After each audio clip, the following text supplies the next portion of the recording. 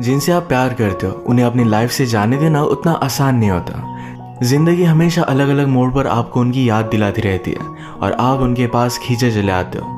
Hello friends, आज मैं आपको इसी ब्यूटीफुल सी थीम पर based marriage is a crazy thing एक कोरियन मूवी एक्सप्लेन करने वाला हूँ। इस मूवी की रिलेशनशिप को बहुत ही कॉम्प्लेक्स तरीके से दिखाया गया है जो कई लोगों को गलत लग सकती है और कई लोगों को सही। तो बिना किसी देरी के एक्सप्लेनेशन स्टार्ट करते हैं। मूवी स्टार्ट होती है और हम हमारे मेन कैरेक्टर यंग को देखते हैं। उसकी आज एक फ्रेंड की शादी थी, उसकी मदर भी यहाँ आई थी, तो उसे लगता है कि यंग की जल्द से जल्द शादी हो जाए। मदर ने यंग के एक फ्रेंड से बात की, कहा कि इसके लिए भी एक अच्छी लड़की ढूंढ देना। अब इसी वजह से फ्रेंड यंग की एक ब्लाइंड डेट फिक्स कर देता है।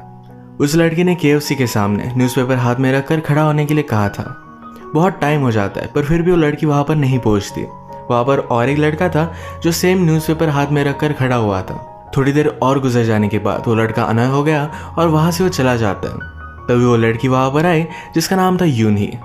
यूनी कहती कि मेरी बस चली गई थी, इसी वजह से मैं थोड़ी सी लेट हो गई। ये दोनों स्लोली एक दूसरे के बारे में जानने लगते हैं। वो वहाँ पर टेम्परेरी जॉब करता है, उसके पास ज़्यादा पैसे नहीं, कैसे तैसे कर कर अपने आप का वो ख्याल रख सकता है। यंग ने हमसे कहा कि जिस तरीके से ब्लाइंड डेट्स होती है उसी तरीके से ये डेट भी हमारी ज़रा ऑकवर्ड थी, पर वो भी बहुत सारी डेट्स पर गया हुआ था, तो इस वजह से एक दूसरे से वो अच्छी तरीके से बात करते हैं। इसके बाद ये दोनों मिलकर एक मूवी देखने के लिए आए।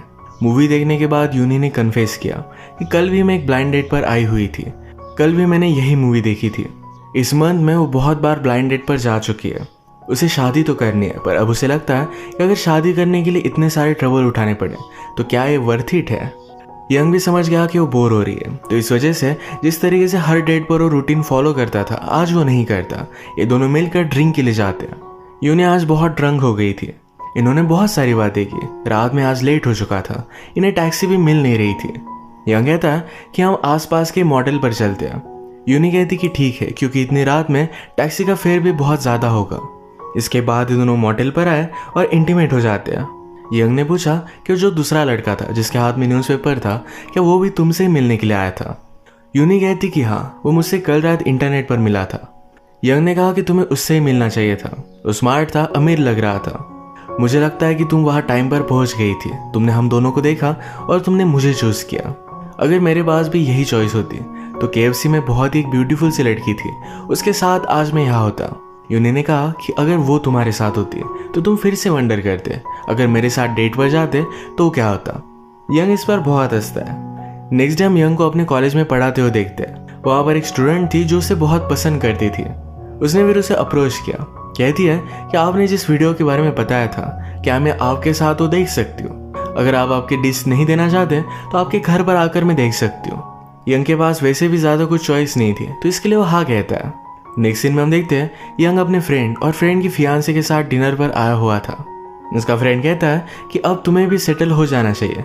कितने दिनों तक तुम इसे ब्लाइंड डेट पर जाते रहोगे। पिछली ब्लाइंड डेट का हुआ क्या था, तुमने इसके बारे में भी मुझे नहीं बताया। यंग इसके बारे में कुछ भी नहीं बोलता, पर उसे यूनी की याद आई थी। यूनी का ही फिर उसे कॉल आ गया। उसने कहा कि कल मैं फ्री हूँ, हम मिल सकते हैं। यंग भी इसके लिए एक्साइटेड था। ये दोनों फिर बाइसिकल की राइड पर गए।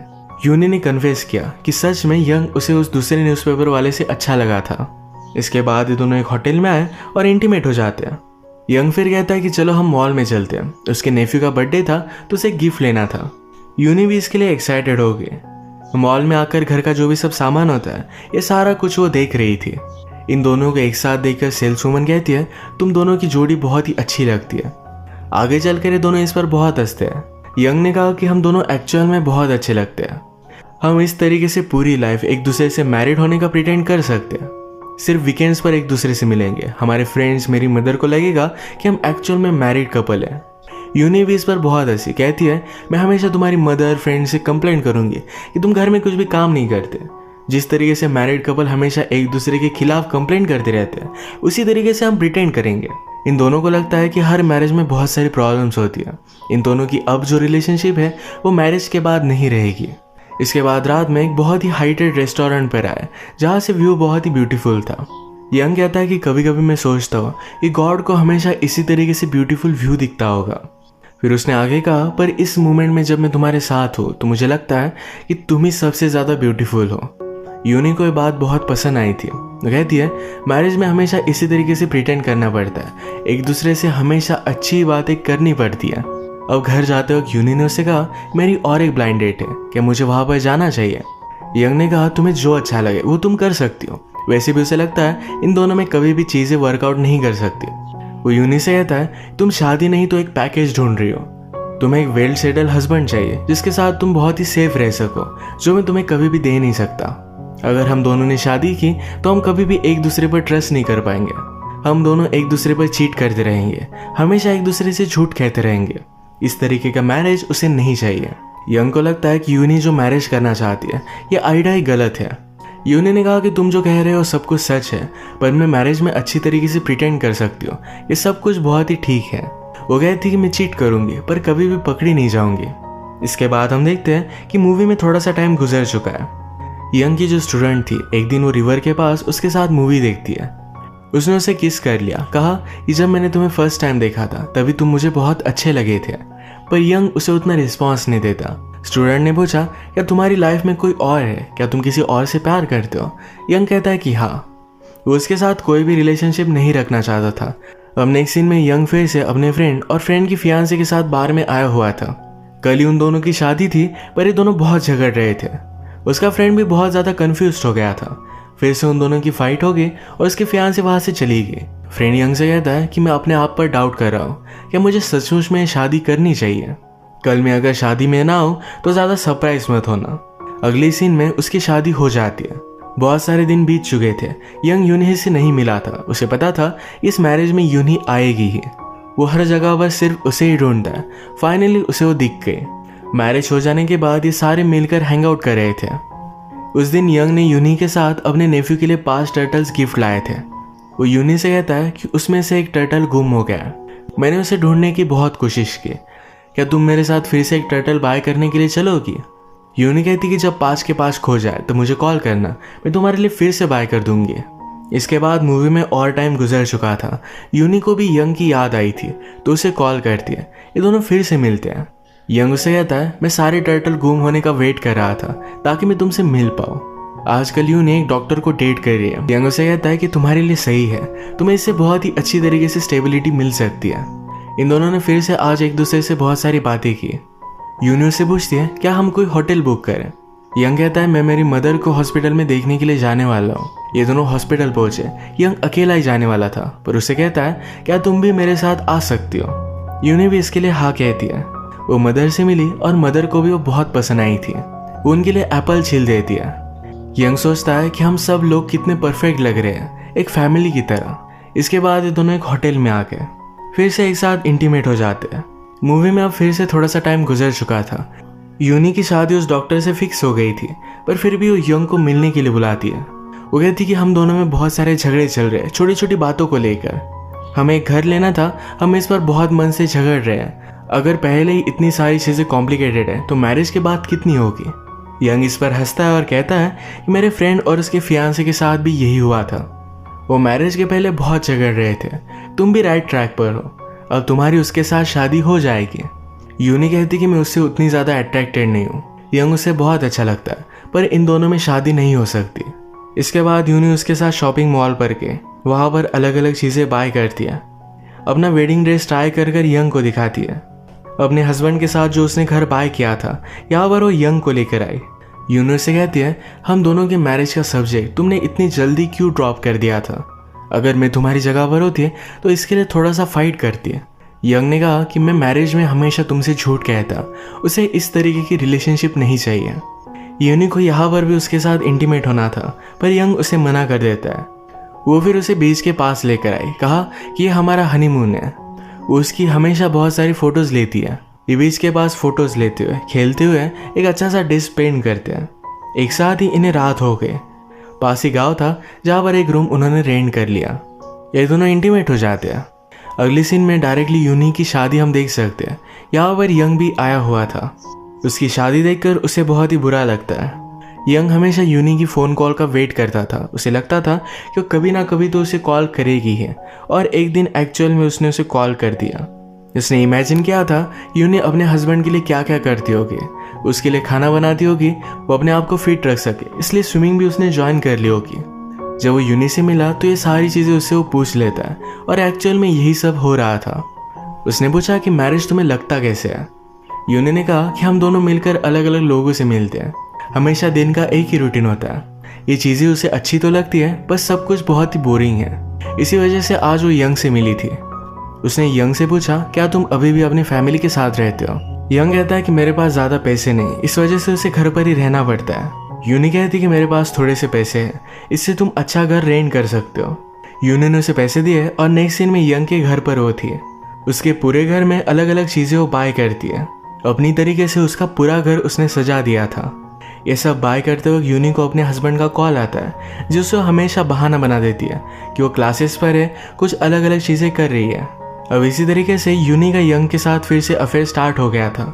उसके पास वीकेंड्स पर आती थी और वाइफ की तरह ही 2 दिन उसके पास ही रहती थी।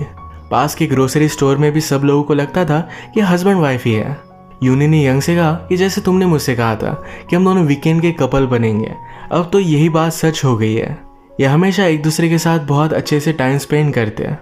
यूनी की चीज़ें भी यंग के घर पर अब रहने लग गई थी, जैसे कि 2 टूथब्रश। उसका बहुत अच्छे से ख्याल रखती है। एक दिन उसे शेव भी कर दे रही थी। यूनी को कुछ काम था तो यंग का मेल उसने ओपन किया, जहाँ पर उसे स्टूडेंट का मेल दिखता है। ये स्टूडेंट फिर से यंग को मिलने के लिए बुला रही थी। यंग यूनी से कहता है, हम दोनों के बीच में कुछ भी नहीं है। यूनी ने कहा कि टिपिकल टीचर स्टूडेंट रिलेशनशिप तो नहीं लगती। उसे ज़रा जेलस लग रहा था। यंग इस बात से गुस्सा हो गया। कहता है, तो अपने हस्बैंड के साथ क्या करती हो? इसके बारे में मैं कभी भी क्वेश्चन नहीं करता। तुम जब मेरे पास आती हो तो हमेशा मैं उसका सेंट तुम पर स्मेल कर सकता हूँ, पर मैं कभी भी कुछ भी बोलता नहीं। यूनी को भी गुस्सा आ गया और यहाँ से जा रही थी। यंग कहता है, तुम हमेशा यहाँ से इस तरीके से चली जाती हो, पर तुम्हारे जाने के बाद मैं तुम्हें बहुत मिस करता हूँ। तुम्हें इसके बारे में कोई भी आइडिया ही नहीं है। इस फाइट के बाद ये दोनों बहुत हर्ट हो गए थे। यंग ने उसे बोल भी दिया था कि फिर से यहाँ पर वापस मत आना। थोड़े दिन बीत गए और यंग का बर्थडे आया। उसे कॉल आया, पर ये उसकी मदर का था। उसे वो विश कर रही थी।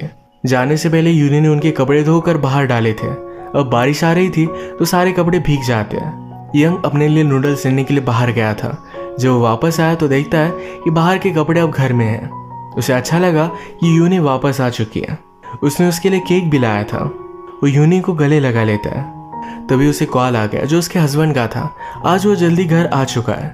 यूनी कहते हैं, मुझे वापस आने में 2 घंटे लगेंगे। वो यंग के साथ बर्थडे स्पेंड कर यहाँ से चली जाती है। नेक्स्ट सीन में हम देखते हैं, प्रीवियसली यंग की जिस फ्रेंड की शादी हुई थी, यंग आज उसे मिलने के लिए आया हुआ था। आजकल फ्रेंड और उसकी वाइफ में बहुत सारे झगड़े चल रहे थे। यंग उसे कहता है, तुम्हें अपने मैरिज के लिए फाइट करना चाहिए, तुम भी ज़रा एफर्ट्स डालो। यहाँ पर हम यंग के कैरेक्टर डेवलपमेंट को देख सकते हैं। पहले वो किसी भी रिलेशनशिप में आने के लिए रेडी नहीं था, अब वो रिलेशनशिप में एफर्ट्स डालने के लिए रेडी था। जब वो वापस घर पर आया तो यूनी उसका वेट कर रही थी। इन्हें अपने फ्रेंड्स के बारे में डिस्कस करते हैं। यूनी को लग रहा था अगर उनके फ्रेंड एक साथ मैरिज में खुश नहीं है तो उन्हें एक दूसरे से दूर चले जाना चाहिए। यंग कहता है कि सारी चीज़ें इतनी आसान नहीं होती, क्या तुम ये चीज़ कर सकती हो? यूनी कहती कि हाँ मैं कर सकती हूँ, पर यंग ने कहा कि नहीं, तुम्हें नहीं कर सकती। यंग कहता है कि प्लीज़ यहाँ फिर से नेक्स्ट सीन में फिर से उसके साथ ही थी। वो हमेशा उन दोनों की जो भी फोटोज लेती है, इसका एल्बम रेडी कर रही थी। उसने लंच बनाना स्टार्ट किया, पर यंग कहता है, आज मुझे तुम्हारे हाथ का कुछ भी नहीं खाना। वो जैसे अकेला रहता है, इंस्टेंट नूडल्स खाता है, जो बहुत ही अनहेल्दी है और यूनी को उसका ये खाना पसंद नहीं, पर आज वो यही खाना चाहता था। उसे पता है कि यूनी हमेशा उसके साथ नहीं रहेगी। जब वो नीचे लेने के लिए गया तो स्टोर ओनर कहती है, तुम्हारी वाइफ तो इंस्टेंट नूडल्स लेकर गई। वो सिर्फ सेसमे लेकर ऊपर आ जाता है। इन दोनों की रिलेशनशिप एक मैरिड कपल की तरह ही थी। इस बात से यंग को बहुत ज़्यादा गुस्सा आ गया। यूनी के साथ हमेशा नहीं रह सकता। यूनी ने जो फूड बनाया था इसमें से कुछ भी टेस्ट नहीं करता। इस बात पर इन दोनों की बहुत बड़ी फाइट हुई। यूनी ने भी सब चीज़ें रियलाइज़ की। उसने कहा कि अगर हम इसी तरीके से एक दूसरे को हर्ट करते रहेंगे तो ये सही नहीं होगा। इस वजह से अब वो फिर से उससे नहीं मिलने वाली थी। एक दूसरे को गुड बाय कहने से पहले फिर से एक दूसरे के साथ इंटीमेट हो जाते हैं। यूनी ने उसे कहा कि अगर मैं तुमसे फिर से मिलने के लिए आए तो प्लीज़ मुझे घर में मत लेना। यंग कहता है कि अगर तुम फिर से वापस आए तो मैं तुम्हें कभी भी जाने नहीं दूंगा। यूनी के जाने के बाद यंग ने मूव ऑन करने का ट्राई किया, पर हमेशा उसकी याद उसे आ जाती है। यूनी ने उनका जो एल्बम बनाया था, जब वो ये देखता है तो रियलाइज़ करता है कि दोनों एक दूसरे के लिए बहुत ही परफेक्ट थे। उनकी रिलेशनशिप एक नॉर्मल कपल की तरह नहीं थी, पर फिर भी ये बहुत ही यूनिक थी। वो एक दूसरे से बहुत प्यार करते थे।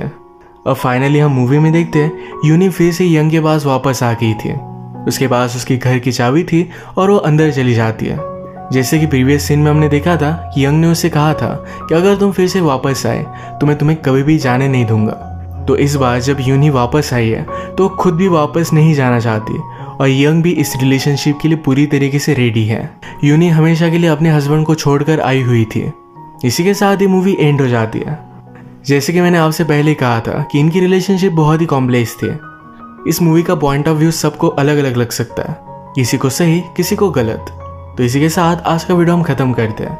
अगर आपको एक्सप्लेनेशन अच्छा लगा तो प्लीज़ इस वीडियो को लाइक कर दीजिएगा। मैं बहुत सारी मूवीज़ लेकर आता रहता हूँ, तो प्लीज़ चैनल को सब्सक्राइब कर दीजिए और बेल नोटिफिकेशन आइकन दबाना मत भूलिएगा। हम फिर से मिलेंगे और एक नई मूवी के साथ। तब तक के लिए थैंक यू और आप अपने आप का ख्याल रखिए।